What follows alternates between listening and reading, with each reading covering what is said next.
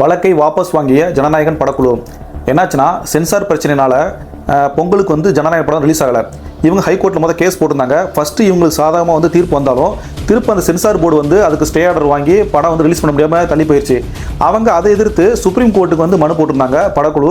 ஆனால் supreme court அந்த மனு தள்ளுபடி பண்ணிட்டாங்க. இப்போ ஒரு தனிநபர் ஆணையம் அமைச்சு அதை விசாரணை பண்ணணும்னு சொல்லியிருக்காங்க. இதுக்கிடையில் அந்த படக்குழு என்ன பண்ணியிருக்காங்க அப்படின்னா, நாங்கள் கொடுத்த வழக்கை நாங்கள் வாபஸ் வாங்கிக்கிறோம் சொல்லியிருக்காங்க. ஏன்னா இந்த சென்சார் போர்டே ஒரு 3 வார கால அவகாசம் எடுத்து ஒரு வழியாக ஃபைனலைஸ் பண்ணி அந்த நீக்கப்பட்ட காட்சிகள் போக படம் ரிலீஸ் ஆக வாய்ப்பு இருக்குது.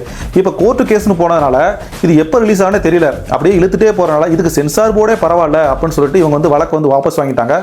இப்போ என்ன ஆகுனா, இப்போ சென்சார் போர்டு அதை ஃபைனலைஸ் பண்ணி அந்த படம் தேட்டர் ரிலீஸ் ஆக வாய்ப்பு இருக்குது. அப்படி இல்லாத பட்சத்துக்கு படத்தை ஓடிடியில் தான் ரிலீஸ் பண்ணுவாங்க. ஏற்கனவே அந்த ஓடிடி உரிமையை வாங்கின அமேசான் பிரைம் நிறுவனம் படக்குழுவுக்கு கொஞ்சம் ப்ரெஷர் கொடுத்துட்ருக்காங்க. ஏன்னா நீங்கள் சொன்ன டேட்டுக்கு ஓடிடியில் கொடுக்கல அப்படின்னா எங்களுக்கு நஷ்டம் ஏற்படும், அதுக்கு நீங்கள் தான் பொறுப்பு அப்படின்னு சொல்லியிருக்காங்க. ஒருவேளை இந்த படம் தேட்டரில் வராமையே ஓடிடியில் வரக்கான வாய்ப்புகளும் அதிகமாக இருக்குது.